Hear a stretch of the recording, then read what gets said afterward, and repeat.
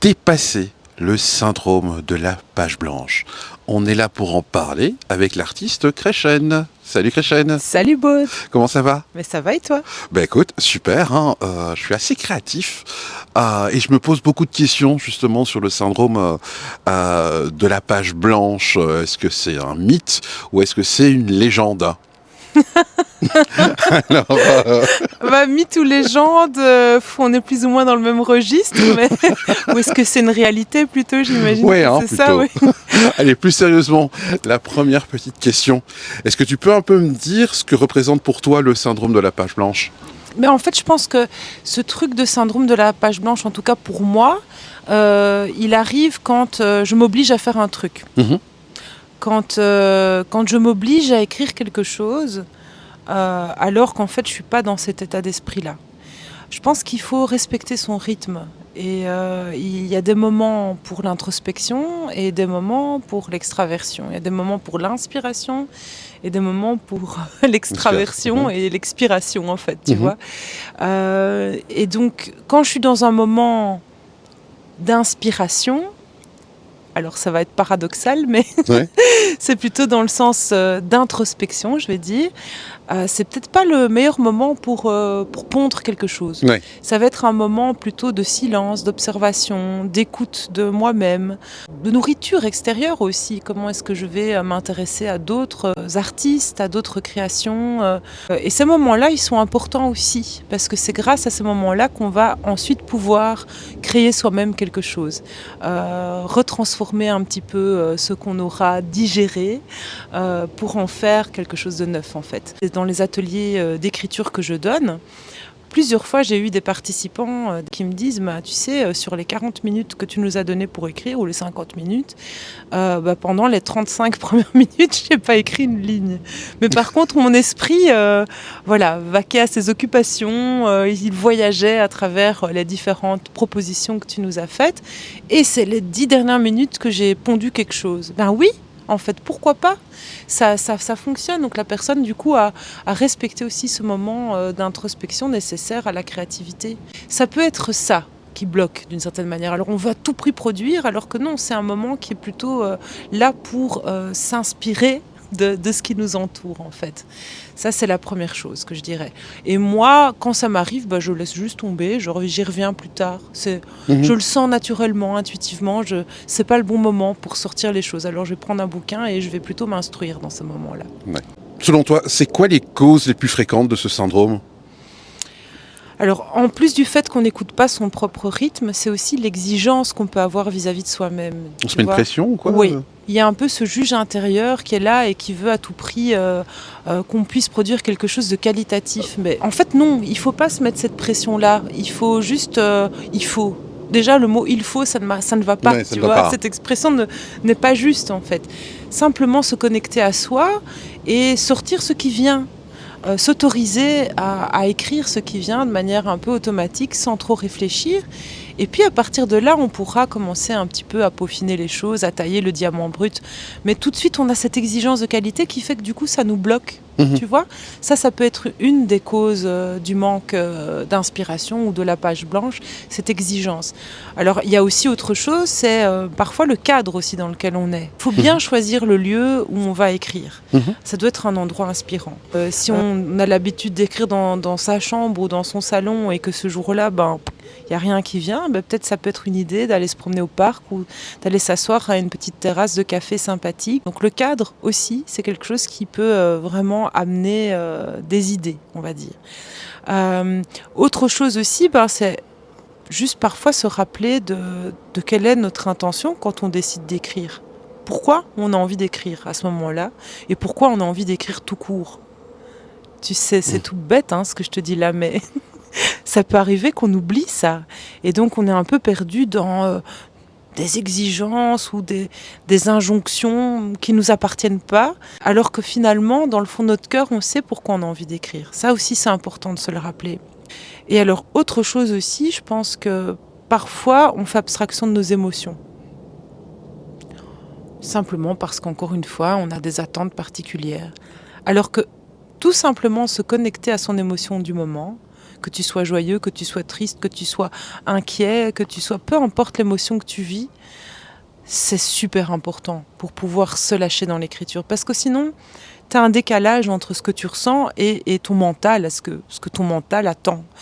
Alors que pour pouvoir se lâcher dans la créativité, c'est vraiment se connecter à cette émotion que l'on vit.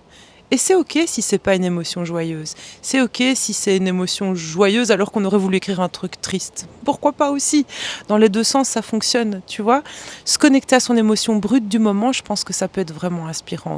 Voilà, c'est des petits trucs comme ça qui peuvent aider aussi à relâcher la pression. Mais histoire de relâcher la pression, est-ce que tu as des techniques pour relancer la créativité quand l'inspiration manque ?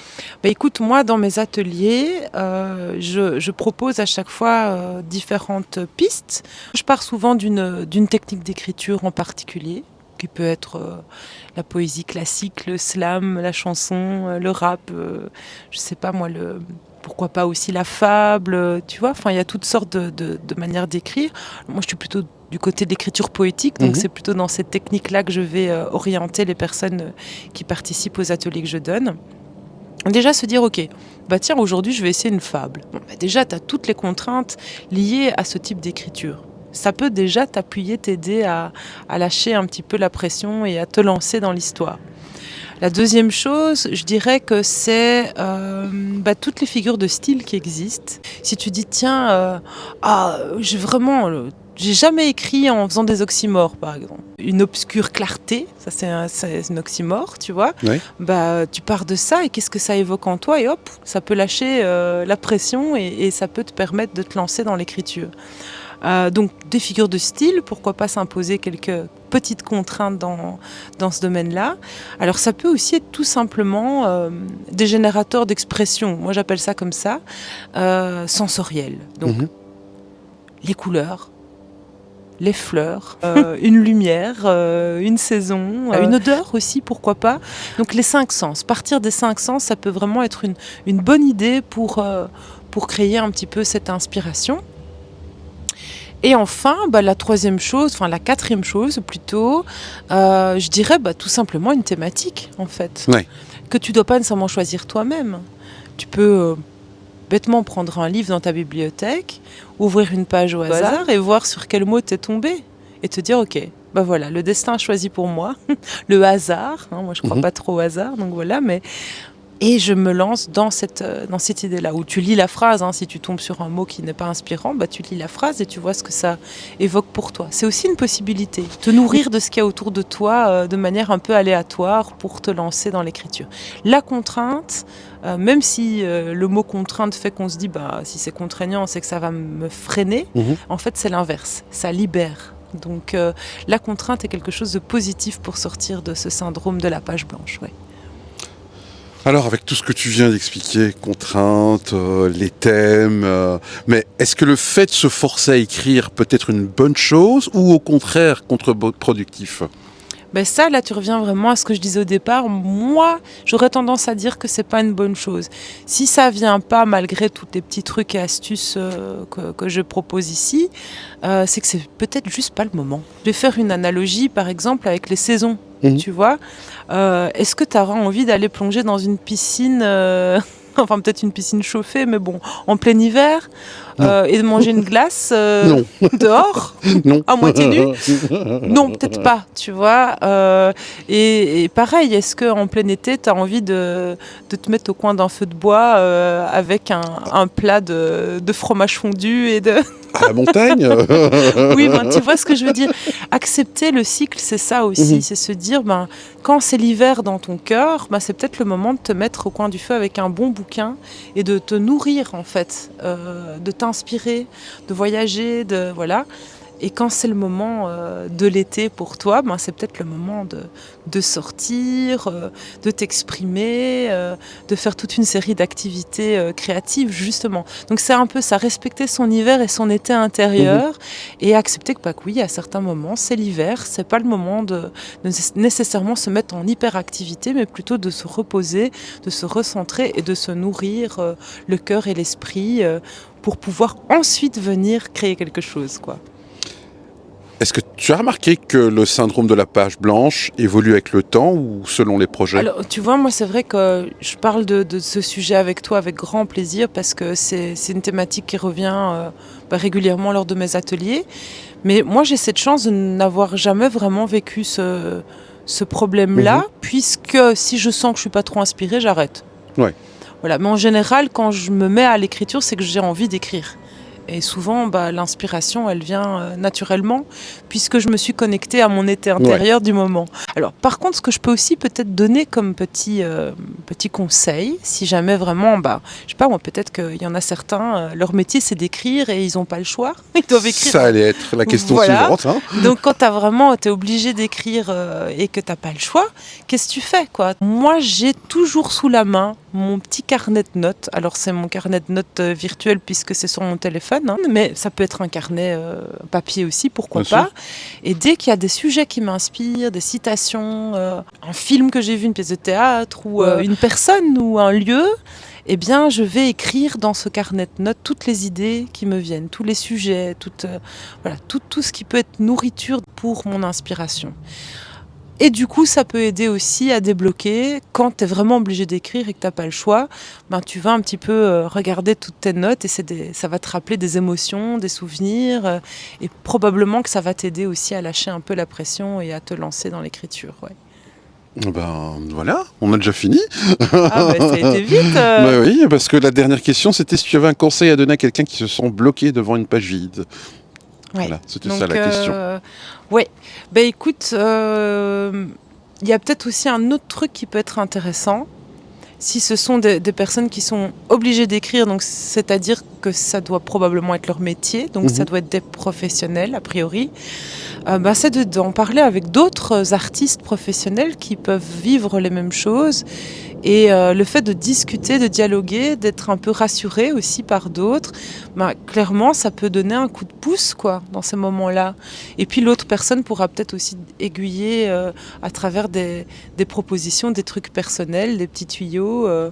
Voilà. Donc moi, j'aurais tendance à dire, pourquoi pas en parler avec d'autres artistes aussi. Ouais. Merci Kréchen pour ces 7 petites questions. Comment dépasser le syndrome de la page blanche? Si ça t'est déjà arrivé ou si tu penses que ça va t'arriver, n'hésite pas à laisser un petit commentaire, raconter ton expérience et comment tu as fait pour t'en sortir. Voilà, tout simplement. Et n'oublie pas de t'abonner, de cliquer sur la cloche. C'est très important pour le référencement. Et pour notre bon plaisir. Et oui, merci beaucoup Kréchen. Merci à toi Baud. Et je rajouterai aussi que si vous avez des questions particulières à me poser, vous ne devez pas hésiter. Si je peux vous aider en toute humilité, ce sera un vrai plaisir pour moi de vous aiguiller peut-être vers des solutions possibles. Voilà. Salut. Salut, à bientôt. Dis au fait, c'est à mon tour de te poser une question pour une fois. Tout à l'heure, tu m'as dit que tu étais hyper créatif ces derniers temps. Quel est le moment ou l'endroit qui te donne le plus d'inspiration?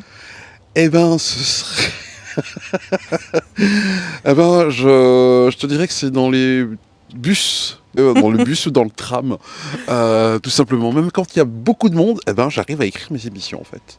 Je ne sais pas pourquoi, mais l'inspiration vient toujours dans les transports en commun. Peut-être que tu captes l'énergie des gens et que tu la retransformes pour en faire quelque chose de créatif aussi. Ouais, peut-être bien, je sais pas. Mais par contre, chez moi, je n'arrive pas à écrire. Ah oui, tu vois, parce qu'il y a des gens qui ont besoin de calme pour pouvoir être inspirés et puis d'autres qui sont très à l'aise dans le brouhaha et dans le mouvement. Il faut que je sois en mouvement pour écrire. C'est génial, tu vois, ça c'est intéressant. Dites-nous aussi, vous, quel est l'endroit que vous préférez pour écrire? Est-ce que vous préférez écrire dans le bruit ou plutôt dans le calme? Parce que c'est intéressant à savoir ça.